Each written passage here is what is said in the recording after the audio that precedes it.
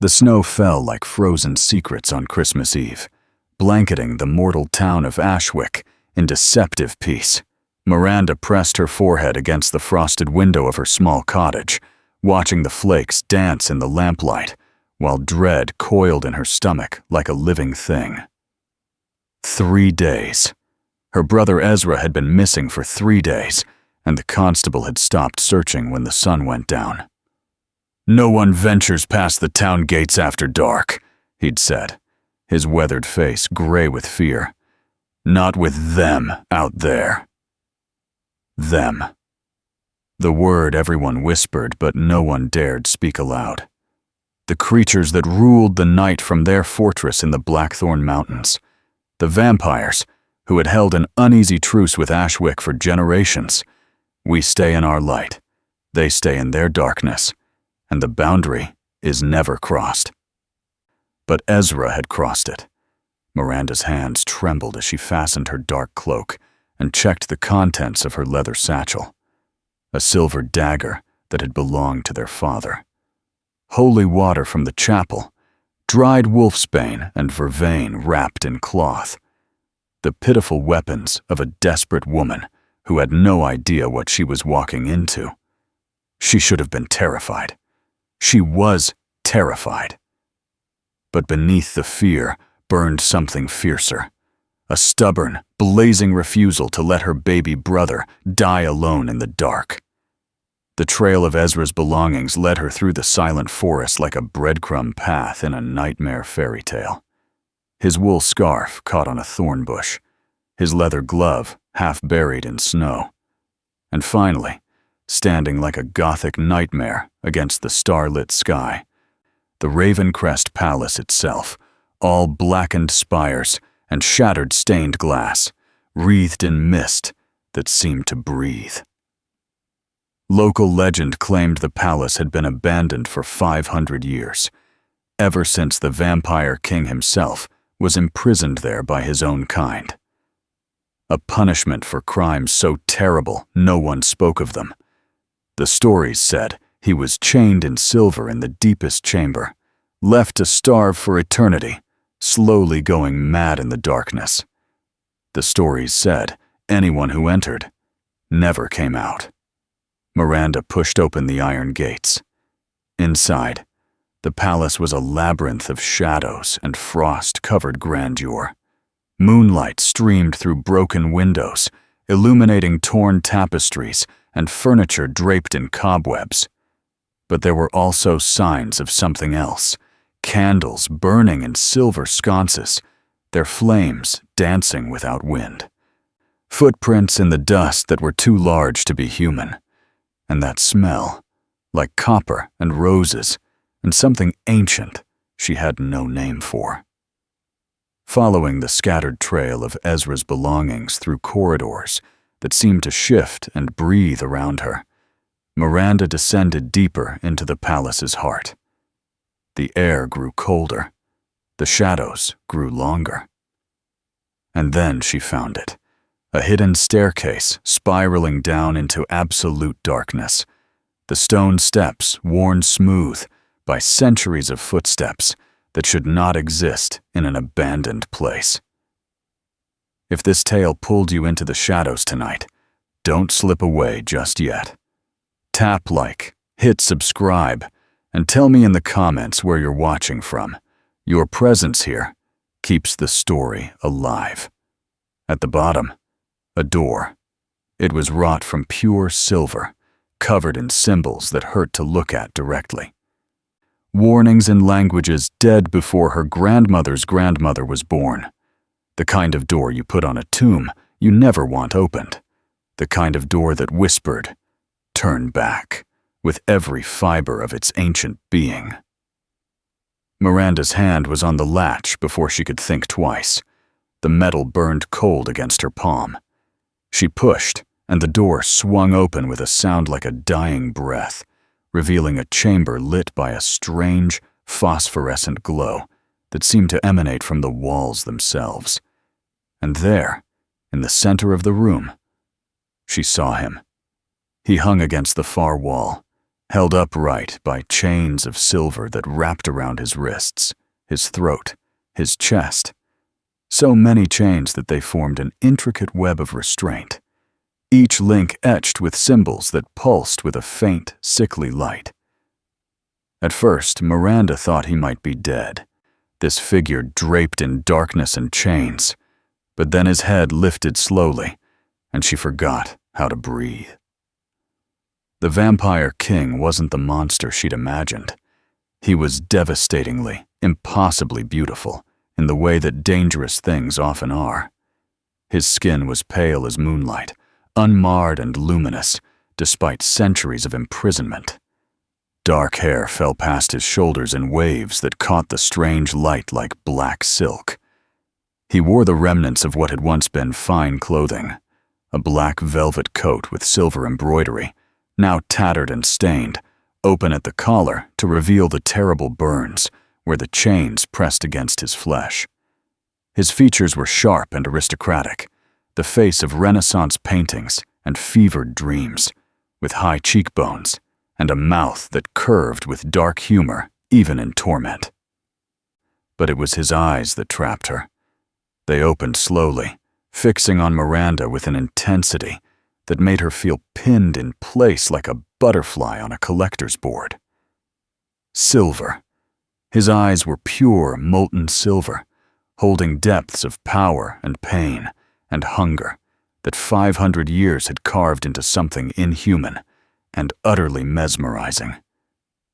Those eyes swept over her, assessing, calculating, and something flickered in them. Surprise, perhaps, or recognition of something she couldn't understand. When he spoke, his voice was like velvet dragged over broken glass, a beautiful sound wrapped around violence. "You shouldn't be here, little mortal." Each word seemed to cost him effort, as if speaking was a luxury he'd almost forgotten. Though I must say, it's been quite some time since I've had visitors. Tell me, what year is it? What century? Miranda's throat was dry. She forced words out past her fear. It's 2024, Christmas Eve. Ah. A smile ghosted across his lips, revealing just the barest hint of fangs, white and sharp and terribly elegant. 512 years. They do hold a grudge, don't they? His silver gaze intensified, traveling over her face with an interest that felt like a physical touch. "You're brave or foolish, girl. Which is it?" "My brother is missing," Miranda said, surprised by the steadiness in her voice. She took a step closer, noting how he tensed against the chains, how his jaw clenched. "His trail led me here. I need to find him." The Vampire King, because that's who he must be. There was a crown still sitting askew on his head, black iron and cruel thorns, studied her for a long moment. Then he laughed, and the sound was bitter as winter wind. "And you thought to do what, exactly?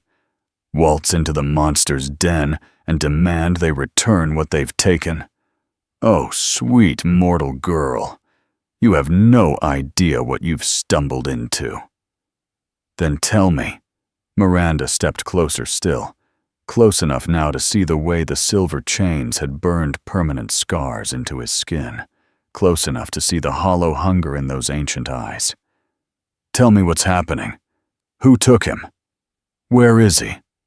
"Why would I tell you anything?" He tilted his head, studying her like she was a curious puzzle.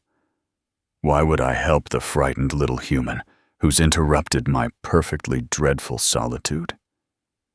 Miranda met those silver eyes without flinching, channeling every ounce of desperate courage she possessed. "Because I'm the only one foolish enough to set you free." The silence that followed was absolute. The Vampire King stared at her, and for the first time, she saw something other than dark amusement in his expression. Shock, suspicion, and beneath it all, a desperate, carefully hidden hope that made him seem almost human. "You don't know what you're offering," he said quietly, and his voice had changed, become something raw and real. "These chains are silver blessed by ancient magic. They've held me for 5 centuries. They burn out every moment of every day, and every night. An endless agony I've long since stopped trying to count. If you free me," he paused, and his smile turned sharp and dangerous again. "If you free me, little mortal, I might drain you dry before you can take 2 steps. I might be the monster under your bed come to terrible life. 500 years without blood is a very long time. Will you help me find my brother?" "Yes." The answer came without hesitation, and it surprised them both. The Vampire King's silver eyes widened slightly, as if he hadn't meant to speak the truth. Then his expression hardened into something unreadable. "I will help you find your brother. I will help you navigate the nightmare you've stumbled into. In exchange, you will free me from these chains and help me escape this territory before my former subjects discover I'm loose. Do we have an accord?" Miranda looked at the figure before her, chained, starved, tortured for longer than she could comprehend, radiating danger from every perfect line of his immortal form. Every instinct screamed at her to run. Every warning she'd ever heard about vampires echoed in her mind. But Ezra was out there somewhere, and this creature was her only chance. She stepped forward and reached for the chains. The moment her fingers touched the silver, the metal began to glow with a blue-white light that hurt to look at. The symbols carved into each link blazed to life, and the Vampire King threw his head back with a sound that was half groan, half laugh. "Quickly," he gritted out between clenched teeth. "The wards are fighting you. You have to mean it. You have to choose to break them." Miranda gripped the chains tighter, ignoring the way they burned her palms, and pulled. The metal resisted, then began to fracture, cracks spreading like lightning across each link.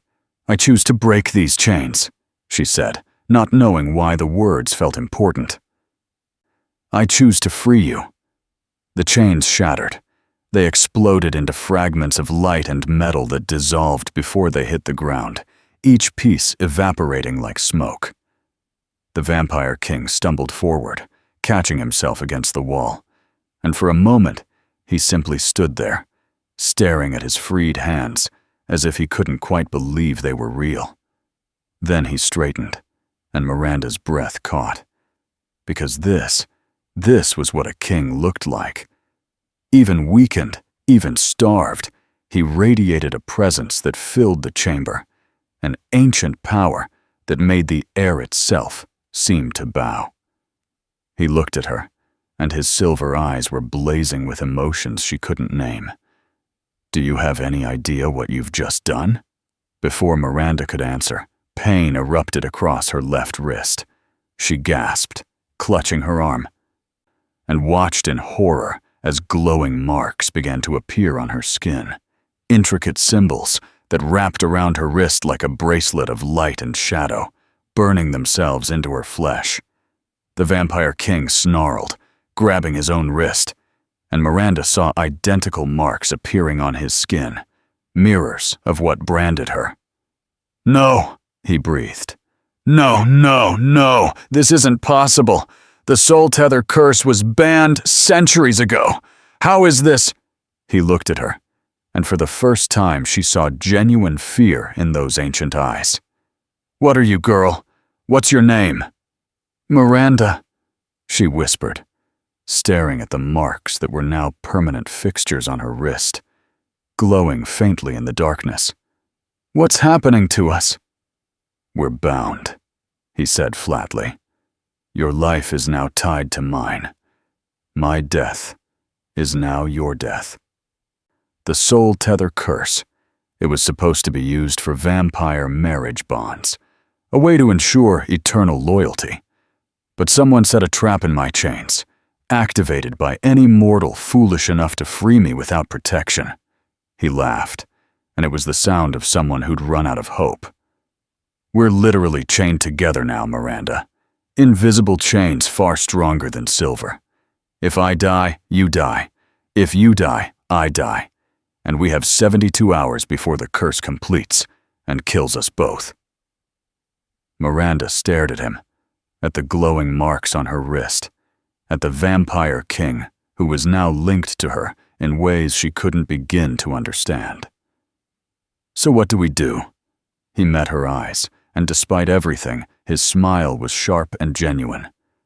We find your brother. We break this curse, and we try very hard not to die. He held out his hand to her, an elegant gesture that belonged to another century. I suppose proper introductions are in order. I am Tinsley, last true king of the Night Court, imprisoned tyrant, and now, apparently, your unwilling eternal companion. His silver eyes gleamed with dark humor. Welcome to the nightmare, Miranda. I do hope you survive it. She took his hand, feeling the unnatural coldness of his skin, the predatory strength in his fingers. At that moment, the chamber's door slammed open behind them, and a child's scream echoed up from somewhere deeper in the palace, a sound Miranda would recognize anywhere. Ezra. "Run!"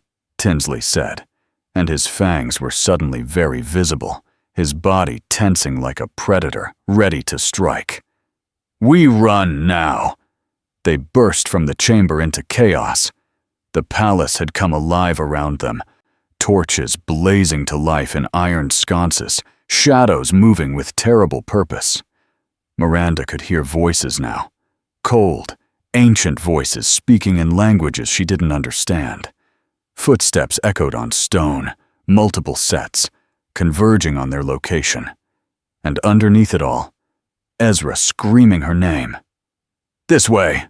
Tinsley pulled her down a corridor she hadn't noticed before, moving with impossible speed, despite his weakened state. They know I'm free. They're coming. Who? Who's coming? Everyone. They ran through the labyrinth of the Ravencrest Palace, Miranda's mortal legs struggling to keep pace with even a starved vampire's speed. Behind them, the sounds of pursuit grew closer, inhuman howls that made her blood freeze, the scrape of claws on stone, and worst of all, elegant laughter that promised terrible things. They burst through a doorway onto a balcony overlooking the palace's front courtyard, and Miranda's heart nearly stopped. The courtyard was filled with figures, dozens of them, all inhumanly beautiful, all radiating the same predatory grace as Tinsley. Vampires, an army of them, assembled in the falling snow like dark angels gathered for war. At their head stood a figure in crimson armor, his face carved from cruel perfection, his eyes burning red in the torchlight. When he saw Tinsley on the balcony, he smiled, and it was the smile of a predator who'd finally cornered his prey. Tinsley! His voice carried across the courtyard, refined and terrible. How wonderful! You've saved us the trouble of hunting you down. Come now, old friend. You've had your moment of freedom. Time to return to your chains. Conrado. Tinsley breathed beside her, and Miranda had never heard such venom in a single word. Of course it's you. It's always you. The crimson vampire, Conrado, turned his attention to Miranda, and his smile widened. And you've brought us a gift. How thoughtful. Tell me, little mortal, did you enjoy playing the hero? Did you feel brave, breaking the chains of the imprisoned king? He laughed. You've doomed yourself. That mark on your wrist, it means we own you now. You have the blood we need, the curse-breaker blood. And on Christmas Day, you're going to help us change the world. What do you want with my brother? Miranda shouted, her voice breaking. Where is Ezra? Alive, Conrado said with a casual wave. For now. Insurance. You understand. Come quietly, and perhaps we'll let the boy live to see the new year. Tinsley's hand tightened on Miranda's wrist, the one marked by the curse. "How long have you been planning this?" he asked quietly. "The trap in the chains. The boy taken to lure his sister. You knew she'd come. You knew she'd free me. How?" "Prophecy, old friend. Ancient, tiresome, but ultimately useful prophecy. A mortal girl with curse-breaker blood would free the imprisoned king on Christmas Eve. Together, they would either usher in our greatest victory or our ultimate destruction. I chose to ensure it would be the former." Conrado's smile turned sharp. "The ritual is already prepared. At sunset on Christmas Day, the girl's blood mixed with the soul tether curse will grant us immunity to our weaknesses. We will walk in sunlight, Tinsley. We will be gods." "Over my dead body," Tinsley snarled. "That," Conrado said pleasantly, "can certainly be arranged. Orlod, bring them to me."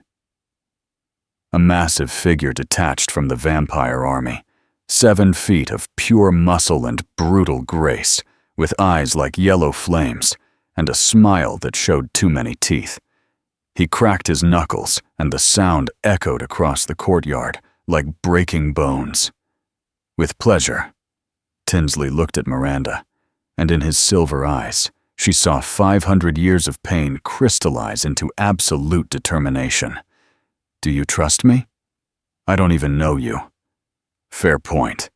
He pulled her against him, one arm wrapping around her waist with unbreakable strength. "Then trust this. I didn't survive 5 centuries in chains just to die on the night I was freed. Hold on tight, little mortal. This is going to be unpleasant." Before Miranda could ask what he meant, Tinsley vaulted over the balcony railing, taking her with him. They fell through empty air, snow whipping past them, the courtyard rushing up to meet them with lethal speed. Miranda screamed, certain she was about to die. But then Tinsley twisted mid-fall, and they landed. Somehow landed, on the snow-covered ground with barely a sound, Tinsley absorbing the impact with inhuman grace. "Run!" he said again. And this time his voice was different, deeper, resonating with a power that made the very air vibrate. His eyes blazed pure silver, and when he smiled at the approaching vampires, his fangs were fully extended, sharp and lethal. "Run, Miranda. I'll find you. But right now, you need to run and not look back." "I can't leave Ezra. If you die, he dies anyway. The curse, remember? Your life is mine now, and mine is yours. So run, survive, and trust that I haven't spent 500 years planning my escape just to fail in the first hour." Behind them, Orlod roared and charged forward. Other vampires followed, a wave of supernatural predators converging on their position. Tinsley shoved Miranda toward the tree line. "The woods! Now! I'll find you before dawn, or die trying! Go!" Miranda ran. She ran blindly through the snowy forest, branches tearing at her cloak, her breath coming in desperate gasps, the sounds of inhuman combat echoing behind her. She ran until her legs burned and her lungs screamed, and she couldn't run anymore. Then she collapsed behind a massive oak tree, pressing her back against its trunk, trying not to sob, trying not to think about Ezra trapped somewhere in that nightmare palace, or Tinsley fighting impossible odds, or the glowing mark on her wrist that meant her life was no longer entirely her own. In the distance, wolves began to howl, except Tinsley's voice echoed in her memory. "Those aren't wolves." Miranda looked down at the curse mark on her wrist, watching it pulse with faint light and rhythm with her racing heart. Somewhere in the forest, something was coming. Something was hunting her, and she had no idea if the vampire king she'd freed would reach her first, or if he'd simply used her as a distraction to make his own escape. She pulled her father's silver dagger from her satchel and waited in the darkness, knowing with absolute certainty that nothing would ever be the same again. One forbidden Christmas night, one choice to break ancient chains, and everything had changed. The snow continued to fall like frozen secrets, covering her tracks, covering the blood already spilled, covering a world where the boundary between darkness and light had just been shattered forever. In exactly 72 hours, the soul tether curse would complete, and either Miranda and Tinsley would find a way to break it, or they would die together, bound by chains no silver could break. But first, she had to survive the night. And in the darkness between the trees, yellow eyes began to glow, and something that was definitely not a wolf began to laugh. Miranda's fingers tightened around the silver dagger as the yellow eyes circled closer through the trees. The creature moved wrong, too fluid, too deliberate. Something wearing the shape of a wolf, but moving with terrible intelligence. When it finally stepped into the moonlight, she understood why Tinsley had told her to run. It was massive, easily the size of a horse, with fur that seemed to absorb light rather than reflect it. But the worst part was its face, almost human in structure, with a jaw that split too wide and rows of serrated teeth designed for rending flesh from bone. Orlod, the vampire, had transformed into this nightmare, and he was smiling at her with those two human eyes. "The king's little pet," the creature rumbled, its voice a grotesque parody of speech. "Did he tell you he cares? Did he make you believe you were special?" It laughed, and the sound made Miranda's bones ache. "Tinsley uses people. It's what he does. He used his own sister 500 years ago, and look where that got her, dead and buried while he lived on." Miranda pressed her back harder against the oak tree, mind racing. The creature was toying with her, circling like a cat with a mouse. She had one dagger, no training, and a vampire somewhere behind her who might already be dead or might have abandoned her the moment she became inconvenient. The curse mark on her wrist pulsed steadily, a reminder that her life was now tangled with Tinsley's in ways she still didn't understand. Orlod lunged. Miranda threw herself sideways, the creature's claws gouging deep furrows in the oak where her head had been seconds before. She slashed wildly with the dagger and felt it connect, the silver blade burning through flesh like it was paper. Orlod howled in pain and rage, black blood steaming in the snow. "You'll pay for that, girl," he snarled, preparing to strike again. A figure dropped from the trees above, landing between Miranda and the creature with inhuman grace. Tinsley stood in the snow, his dark coat torn and stained with blood that might have been his own, or might have belonged to the vampires he'd fought through to reach her.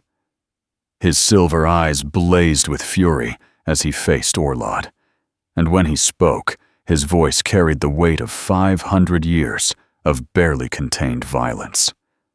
"Touch her again," Tinsley said quietly, "and I'll show you exactly why they needed chains, blessed by ancient magic to hold me."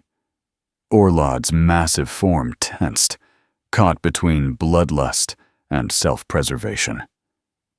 For a long moment, predator faced predator in the falling snow. Then Orlod laughed, a sound like grinding bones. "This isn't over, old king. Conrado has the boy, yeah? He has the palace. He has everything. You have nothing but a mortal girl, and 71 hours before the curse kills you both." The creature melted back into the shadows between the trees, leaving only tracks in the blood-stained snow and the echo of its laughter. Tinsley turned to Miranda, and she saw exhaustion in those ancient eyes, saw the way he swayed slightly before forcing himself still. "Are you hurt?" "No, you came back. Of course I came back. We're bound, remember? Where you die, I die. very inconvenient for both of us. But despite his flippant words, his hand was gentle as he examined the curse mark on her wrist, his expression darkening. It's already spreading. We have less time than I thought. What do we do now? Tinsley met her eyes, and in them, she saw grim determination mixed with something that might have been respect. Now, we find shelter before dawn. We plan, and tomorrow we walk into the nightmare together and get your brother back. He offered his hand again, that elegant gesture from another century. Still with me, Miranda? She looked at the hand, at the vampire who'd saved her life when he could have simply let Orlod kill her and broken the curse through her death. She thought of Ezra trapped somewhere in that Gothic palace, of the glowing mark binding her to this dangerous creature, of the 71 hours they had left to live. Miranda took his hand. Still with you. They walked into the snowy darkness together, two souls bound by ancient magic, racing against time and fate itself. Behind them, in the direction of Ravencrest Palace, church bells began to toll midnight. Christmas Day had begun, and with it, the countdown to either their salvation or their destruction.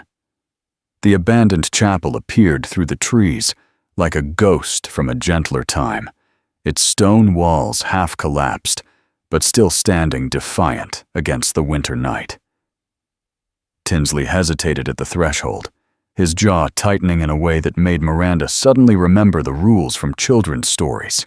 Vampires couldn't enter holy ground uninvited. "You have to ask me in," she said quietly. His silver eyes met hers with something that might have been surprise. "You're learning quickly." He remained outside, snow gathering on his dark hair like a crown of frost. "I won't lie to you, Miranda. Once I cross that threshold with your permission, you'll have given me power over you in ways beyond the curse. It's a vulnerability most mortals don't survive offering. And if I don't invite you in, what then? You stand in the snow until dawn burns you to ash?" She saw him flinch at the word dawn, and realized how close they were cutting it. The sky was already beginning to pale at the edges. "Come inside, Tinsley, before we both regret it." He crossed the threshold and immediately collapsed against the nearest wall, his supernatural strength finally giving out. Miranda rushed to him, catching his weight as he slid down to the stone floor. Up close, she could see the terrible burns covering his throat and wrists where the silver chains had held him for 5 centuries. Could see how gaunt he looked, despite his inhuman beauty. Could see the way his hands trembled with a hunger he was fighting to control. "When did you last feed?" she asked. 512 years ago. His voice was barely a whisper. "The night they chained me. Before that, I only fed from the willing, from those who offered freely. It was one of the reasons Conrado considered me weak." He closed his eyes, and his face was a mask of pain. "I can hear your heartbeat, you know. Every pulse of blood through your veins. It's agony and temptation, and I'm holding on by a thread so thin I can barely see it anymore." Miranda looked at the creature before her. This vampire king who'd saved her life when abandoning her would have been easier. Who'd fought through an army to reach her, who was starving and dying and still trying to protect her from himself. She thought about Orlod's words in the forest, about Tinsley using people, about betrayal and selfishness. Then she looked at the cursed mark on her wrist, pulsing in time with Tinsley's labored breathing, binding them together in ways that transcended simple survival. She made a choice. Rolling up her sleeve, Miranda knelt beside him and offered her wrist. "Feed, just enough to get your strength back." "No." His eyes flew open, blazing silver. "You don't understand what you're offering. I haven't fed in half a millennium. I might not be able to stop." "Then I'm trusting you to try." She pressed her wrist closer to his face, watching his control fracture. We need you strong if we're going to save Ezra, and the curse means we live or die together anyway. So feed, Tinsley. I'm giving you permission." His resistance shattered like glass. He caught her wrist with trembling hands, and for a moment he simply held it, his thumb tracing over her pulse point with something like reverence. Then his fangs pierced her skin, a sharp pain that immediately dissolved into something else entirely, something warm and intimate that made her gasp. She felt his mouth against her skin, felt the pull of her blood leaving her body, felt the curse mark on her wrist, burn hot as their life forces intertwined even deeper. Tinsley drank like a dying man, finding water in the desert, and Miranda felt herself growing lightheaded, the chapel spinning around her. But she also felt something else, memories that weren't hers. Flooding through the connection, images of Tinsley's past flashing before her eyes. A man in Renaissance clothing, working by candlelight, tending to plague victims with gentle hands. A woman's laughter, his sister. The night Conrado came, the night everything was taken, the moment he was forced to become the monster he'd spent his human life fighting against.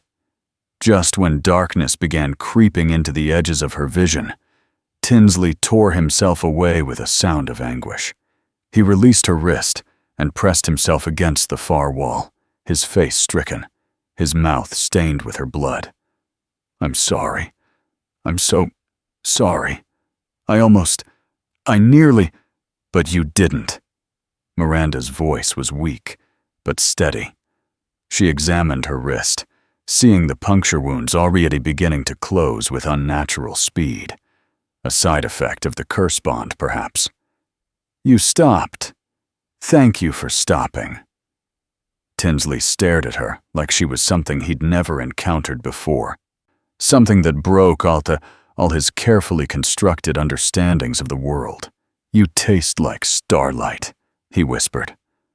"Like every beautiful thing I'd forgotten existed, and your blood.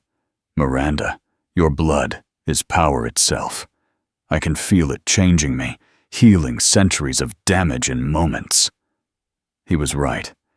Even as she watched, the burns on his throat and wrists began to fade, his gaunt features filling out, his supernatural presence growing stronger until the very air around him seemed to shimmer with barely contained power. This was what the Vampire King truly looked like. Devastating and terrifying and magnificent. "Tell me about your sister," Miranda said softly. And there in that abandoned chapel, as dawn broke over the winter forest, and they had 70 hours left to live, Tinsley told her the truth about the night that destroyed his humanity, and the 500 years he'd spent trying to earn it back. They found sanctuary in a place Miranda never expected, beneath the city, in tunnels that predated Ashwick itself, where a community of vampires lived who had rejected Conrado's vision of supremacy. Greenfad met them at the entrance, an ancient creature whose face bore the weight of millennia, his eyes holding depths of sorrow and wisdom that made even Tinsley seem young. "My king," Greenfad said, dropping to one knee in the torch-lit corridor. "We thought you lost forever." "Nearly was," Tinsley replied, helping the old vampire to his feet. "Greenfad, this is Miranda. She's the one who freed me. And we're running out of time." The sanctuary was a revelation. Elegant chambers carved into living rock, filled with vampires and humans, coexisting in ways Miranda had been taught were impossible. She watched a human woman named Amina Tucker laughing with a vampire called Carmelo over a chess game, saw Ivan Allen teaching a group of young vampires about human literature, witnessed a peace she'd never imagined could exist between their species. But it was Zelan who captured her attention, a female vampire of devastating beauty who moved through the sanctuary like she owned it, her dark eyes fixed on Tinsley with an intensity that made something uncomfortable twist in Miranda's chest. "Tinsley," Zelan's voice was silk and steel. 500 years, and you return with a mortal girl on your arm. How typically dramatic of you." "Zelan." Tinsley's tone was carefully neutral. "This is Miranda. She's helping me." "Helping you?" Zelan circled them like a predator assessing prey. "Or is she the reason you were imprisoned in the first place, another human you've developed inconvenient feelings for?" She smiled, cold and sharp. "We were to be married once, Miranda. Did he tell you that? Before he decided his precious human morals were more important than his people's survival." Miranda felt the words like a physical blow, but before she could respond, Greenfad interrupted. "Enough, Zelan. Bring them to the chamber. We need to examine the curse." In a private room lit by hundreds of candles, Greenfad studied the marks on their wrists with growing concern.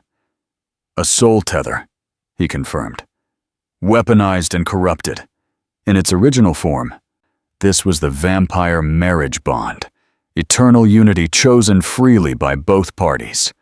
But Conrado has twisted it into a death sentence." He looked up, his ancient eyes grave. "You have 3 options.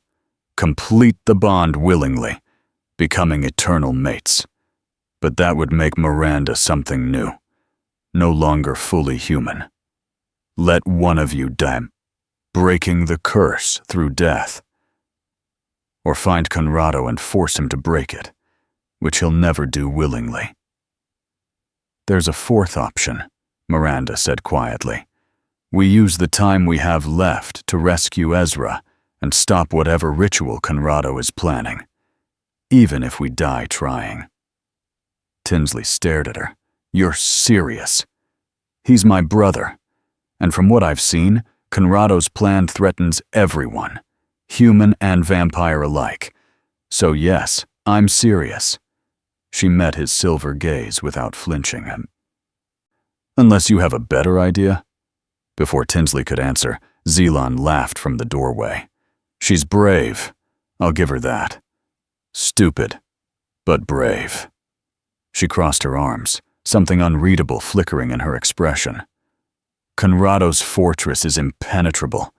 The Crimson Citadel has stood for 1,000 years, defended by his most loyal vampires. You'll never reach the boy." "Then help us," Miranda said. "If you care about Tinsley at all." "I don't." Zelan's voice was flat. "Not anymore.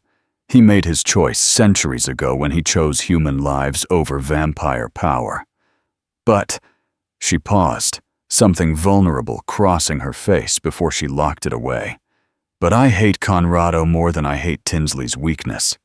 And if his plan succeeds, we'll all be slaves to his vision of a world where vampires are gods and humans are cattle." Greenfad nodded slowly. "I can offer you fighters. Carmelo, Amina, Ivan. They're skilled, and they've been waiting for a chance to strike at Conrado's regime. But Miranda..." He turned to her, his expression sorrowful. "You should know what you're walking into. Conrado doesn't just want your blood for the ritual. He wants to drain you completely, killing you in the process. Even if you break the soul tether, even if you rescue your brother, you'll still be marked for death." "Then we'd better make it count," Miranda said.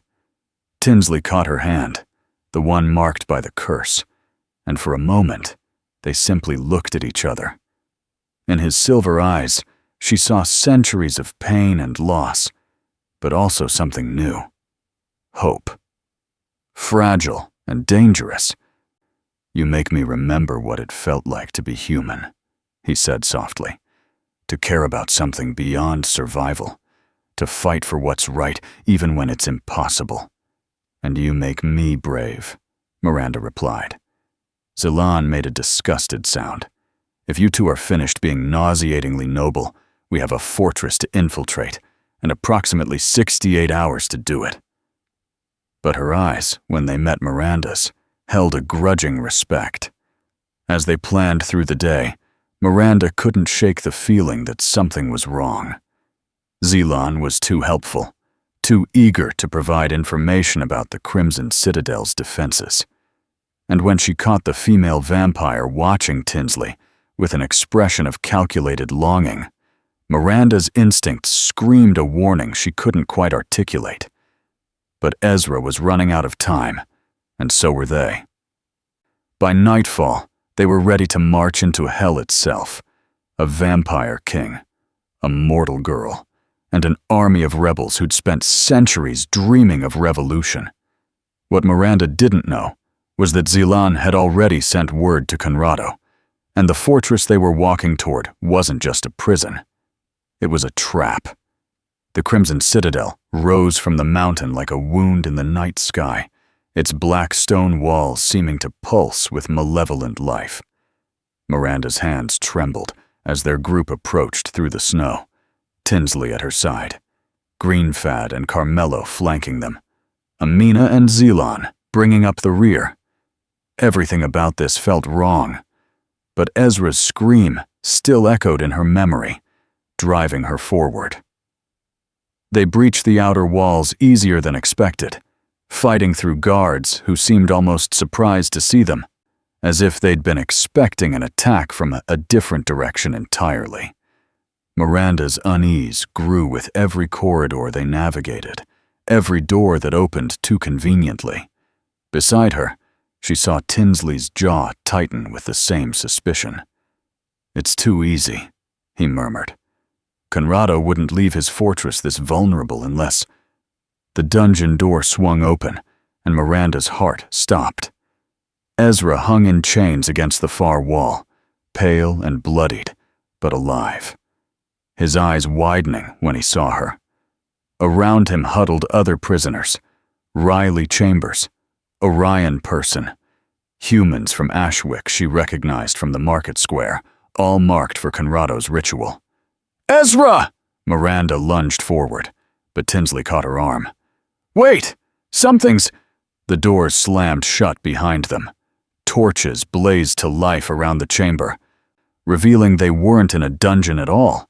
They were in a ritual space, an enormous circular room with symbols carved into every surface, pulsing with sickly light. And standing at the far end, Conrado smiled like a cat who'd finally cornered his prey. "Right on schedule," he said pleasantly. "I must thank you, Zelan. Your performance was exquisite." Miranda's blood turned to ice as Zelan stepped forward, away from their group, moving to stand beside Conrado with the fluid grace of someone taking their rightful place. "I'm sorry, Tinsley," Zelan said, and her voice held genuine regret beneath the steel. "But you were always too weak to be the king our people needed. Conrado promised me power, a place at his side in the new world. And all I had to do was deliver you and your little mortal directly into his hands." Tinsley's face showed no surprise, only weary sadness. "I knew. I've always known what you were capable of, Zelan. I came anyway." "Why?" She looked genuinely confused. "Because Miranda's brother is worth saving. Because the humans in this room deserve to live. Because some things are worth walking into traps for." His silver eyes blazed. "I spent 500 years in chains learning that lesson. Apparently you still haven't." Conrado laughed, and at his signal, chains erupted from the floor, silver chains covered in the same symbols that had held Tinsley for centuries. They wrapped around him, around Greenfad, around Carmelo and Amina, binding them all before they could react. Only Miranda remained free, frozen in shock and horror. "The ritual requires the girl unbound," Conrado explained, as if discussing the weather. "Her blood must flow freely. But you, old king, you get to watch. You get to see what your misplaced compassion has cost. Again." He gestured, and his witches entered, humans who'd sold their souls for dark magic, led by Jordan Baker, whose eyes held nothing but ambition and cruelty. They began chanting, and the symbols on the walls blazed brighter. Miranda felt herself being pulled toward the altar at the chamber's center, some invisible force compelling her forward despite her resistance. She looked at Tinsley, saw him straining against chains that burned his flesh, saw the agony and desperation in his ancient eyes. "I should have told you," Tinsley said, his voice rough with pain and emotion. "When I drank your blood in the chapel, I felt something I haven't felt in 5 centuries. Not just power, not just survival. I felt what it means to care for someone beyond duty or honor. You made me feel human again, Miranda. You made me remember what it's like to How touching," Conrado interrupted. "But unfortunately for you both, her blood is mine now. And in a few moments, when the sun sets on Christmas Day, the age of vampire supremacy begins." He turned to Miranda, his red eyes gleaming. "Any last words, girl, before you become the sacrifice that changes everything?" Miranda looked at Ezra, sobbing in his chains, at Tinsley, bleeding and bound, at the prisoners who would die if she failed. And she made a choice. "Yes," she said quietly, and her hand found the small vial of holy water she'd kept hidden in her boot since the night this all began. "I have last words. I forgive you, Zillan. I forgive you for being afraid enough to betray the people who trusted you, because I understand what fear makes us do." She threw the holy water directly into Jordan Baker's face. The witch screamed as her flesh burned, the ritual circle breaking as she collapsed.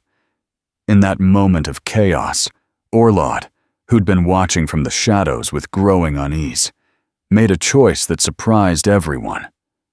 He'd followed the Vampire King for centuries before Conrado's coup, had remembered when Tinsley ruled with strength tempered by mercy, and watching the vampire he'd once respected strain against chains while protecting a mortal girl who showed more courage than most immortals, something shifted in Orlod's ancient heart. He roared and tore Tinsley's chains from the walls with his massive strength. "A real king protects," Orlod bellowed. "Not enslaves." Freed, Tinsley erupted with 5 centuries of contained fury. The battle that followed was chaos and violence and desperate hope. And through it all, Miranda ran toward her brother, toward the prisoners, toward a choice that would determine not just their survival, but the future of 2 worlds locked in an ancient, terrible dance. The chamber exploded into chaos. Tinsley moved like death incarnate, 500 years of rage channeled into devastating precision as he tore through Conrado's guards.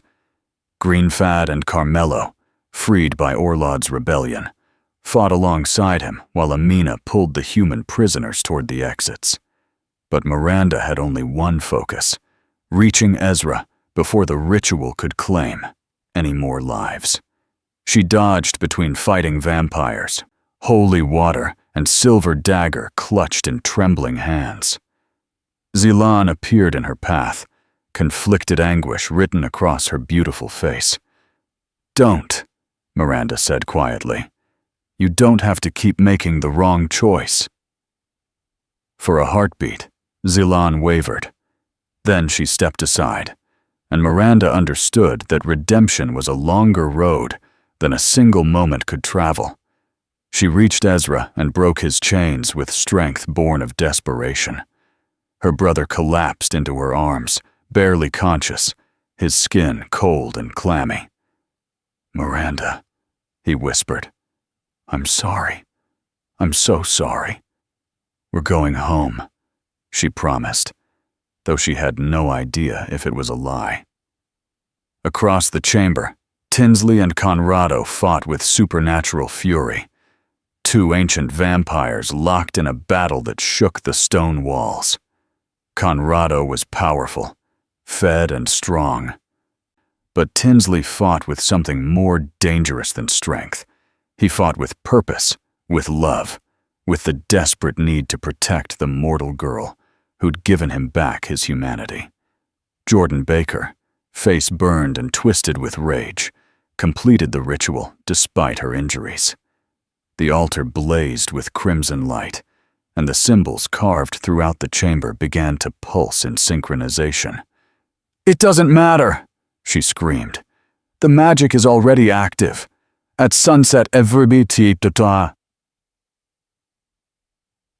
vampire in existence will be transformed, their weaknesses burned away." Miranda looked at the glowing curse mark on her wrist, then at Tinsley, fighting across the room, then at Ezra dying in her arms from blood loss and trauma. She understood with crystal clarity what Greenfat had told them in the sanctuary. There were only 3 ways to break the soul tether: death, forced separation, or willing unity. She made her choice. "Tinsley!" Her voice cut through the chaos. When his silver eyes found hers across the blood-stained chamber, she saw him understand immediately what she was thinking. "Complete the bond. Use my blood. Use the curse itself to break Conrado's ritual." "No!" Tinsley's voice was anguished. "Miranda, you don't understand what you're offering. You'll never be fully human again. You'll be bound to me for eternity. I choose you," Miranda said, and meant it with every fiber of her being. "I choose this life. I choose to be brave enough to love something impossible." Greenfad's ancient voice rose above the battle. The soul tether was meant to be a bond of love, freely chosen. If you complete it with true intention, the power will be yours to command, not Conrado's to steal. Tinsley destroyed the last guard between them and crossed the chamber in 3 impossible strides.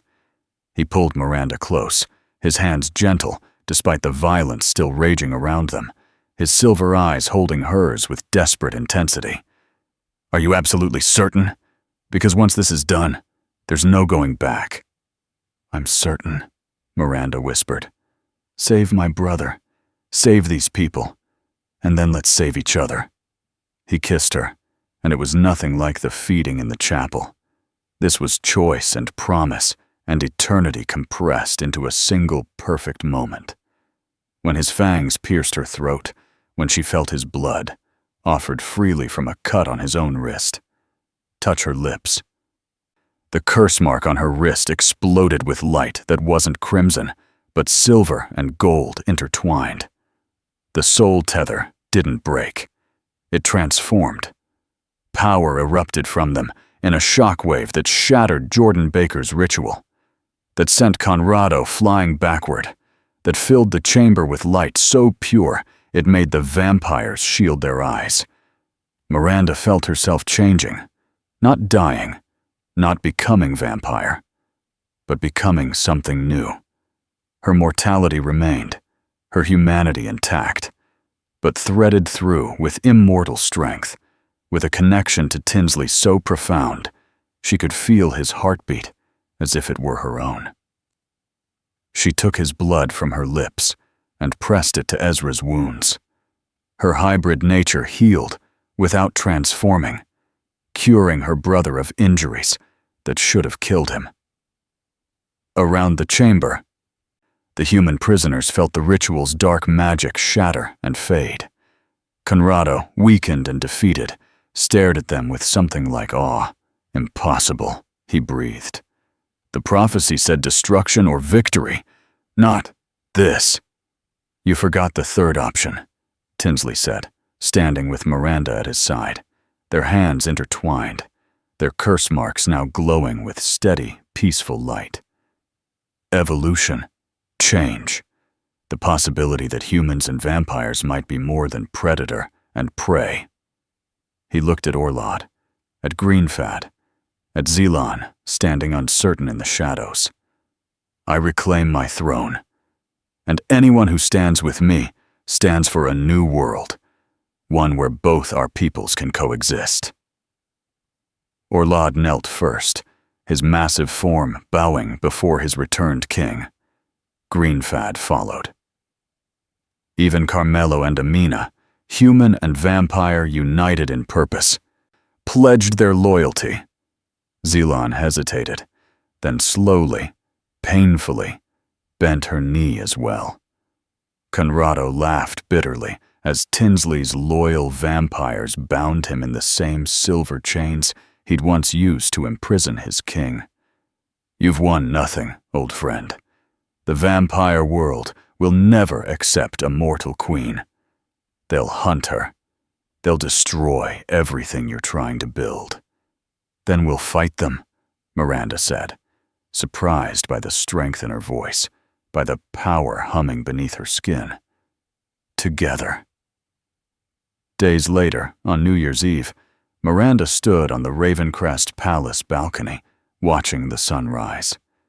She could bear daylight now, one of the gifts of her hybrid nature. Behind her, Tinsley emerged from the shadows, where he still had to remain.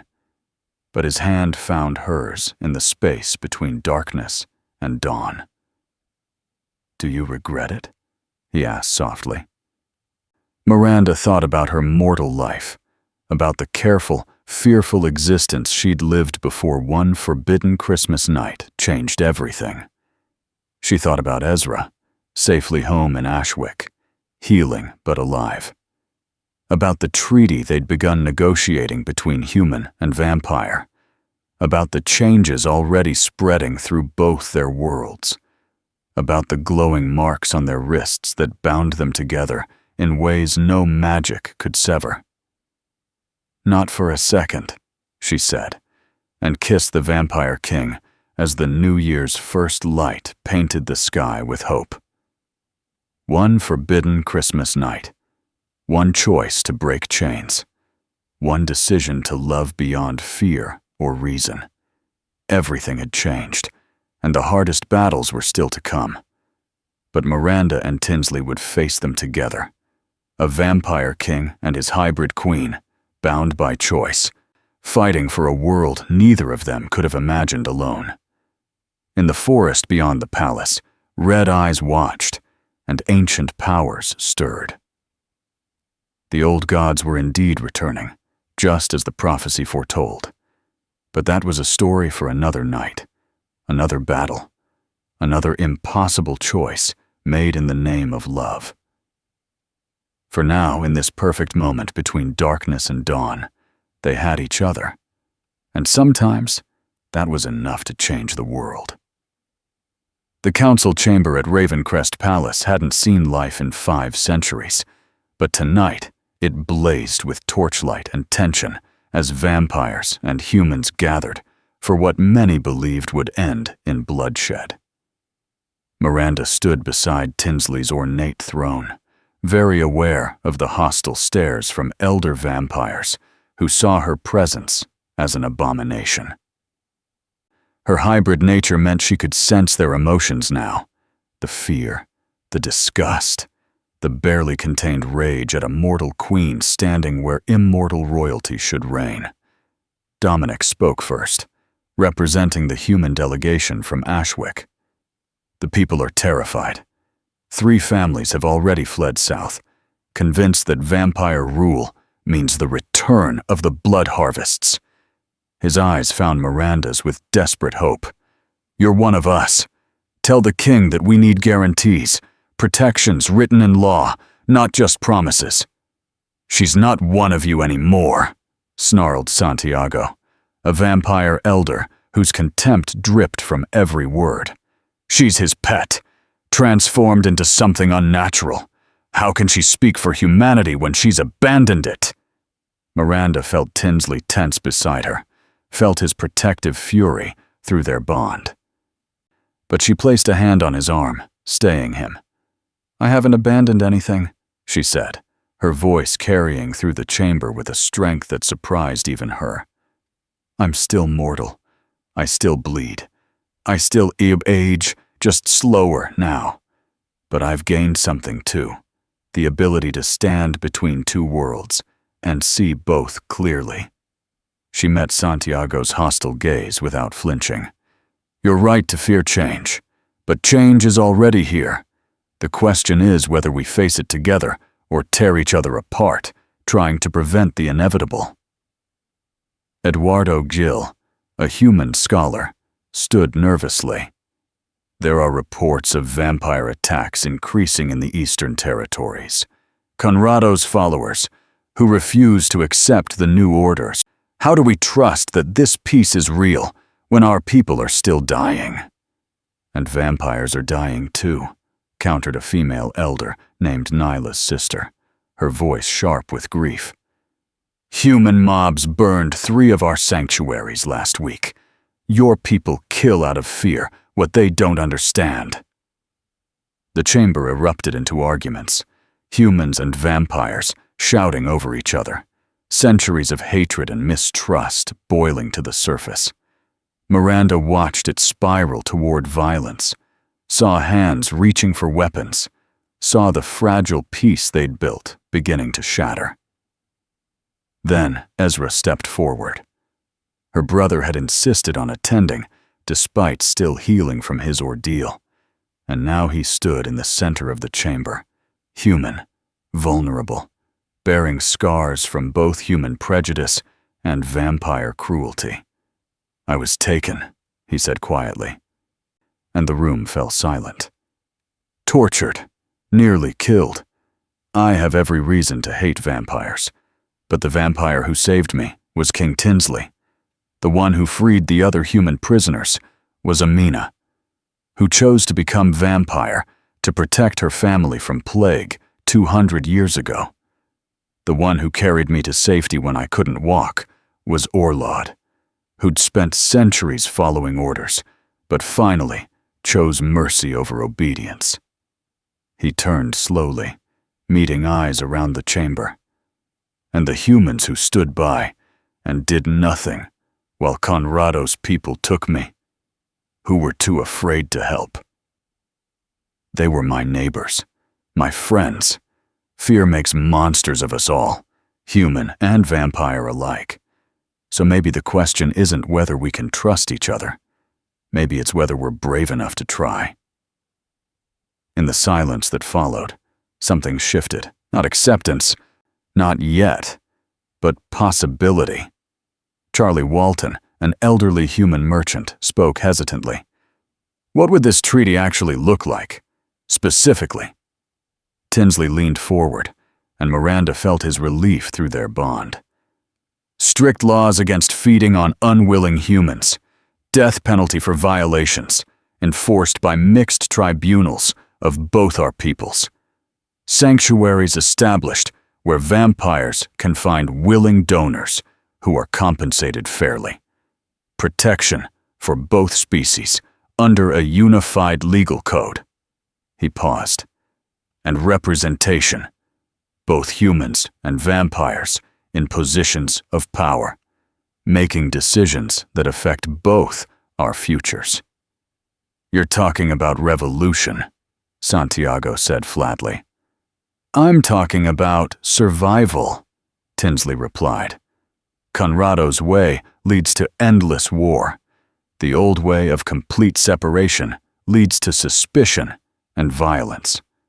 This, what Miranda and I represent, is the only path forward that doesn't end in extinction for one of us. James, a human farmer, raised his hand hesitantly. And what about the other territories? The vampire lords who've ruled for millennia won't just accept a mortal queen and human rights. They'll see it as weakness. Then they'll see how strong we've become together, Miranda said. Through the bond, she felt Tinsley's surprise at her certainty, felt his pride. I know I'm untested. I know most of you see me as a girl who got lucky, or a traitor who betrayed her species. But I've walked through fire in the past week. I've seen the best and worst of both our peoples. And I believe, I know, that we're stronger united than we ever were divided. Zilan, who'd been silent until now, stood slowly. I betrayed you, she said. Looking directly at Tinsley and Miranda, I chose power over honor, ambition over loyalty, and you gave me mercy when I deserved death." Her voice cracked slightly. "If they can forgive that, if they can see past centuries of hatred to build something new, then maybe we owe them the chance to try." The vote, when it came, was closer than Miranda had hoped, but decisive enough to matter. The treaty passed, not unanimously, not without bitter opposition. But it passed. As the council dispersed, Greenfat approached them quietly. His ancient face was grave. "You've won the first battle," he said. "But there are whispers from the north. The old vampire houses are gathering, and there's something else.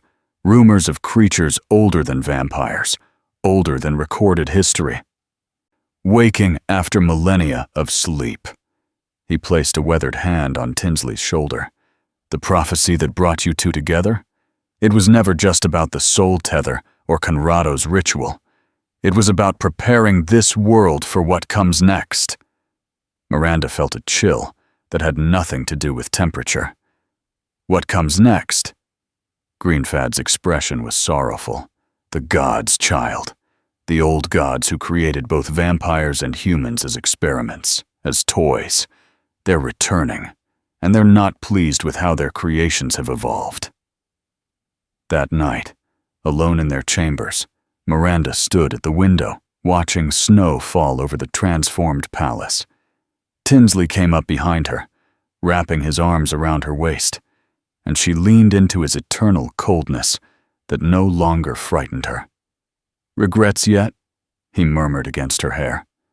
She turned in his arms, seeing in his silver eyes the weight of what they'd committed to, an impossible rule, an uncertain future, enemies on all sides, and now ancient gods awakening with unknowable intentions.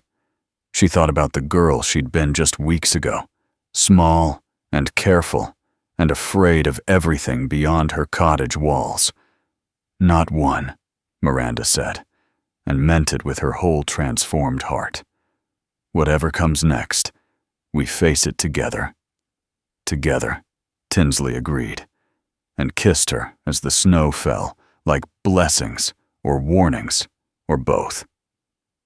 In the forest, red eyes blinked closed, satisfied. The hybrid queen and vampire king had passed their first trial. But the old gods were patient, and the real test was only beginning. The world was changing, had changed, would change again, and two souls bound by one forbidden Christmas night would stand at the center of it all, fighting for a future neither could guarantee, but both refused to surrender. The story was far from over. But some endings are really beginnings, and some choices echo through eternity, reshaping everything they touch. Miranda had spent one forbidden Christmas night with the Vampire King, and everything had changed. Now they would discover if that change was enough to save them all, or doom them forever. Thanks for staying with me till the end. I really appreciate you. Be sure to like, share, and subscribe for more powerful stories. And let me know what you learned from this story and where you're watching from in the comments.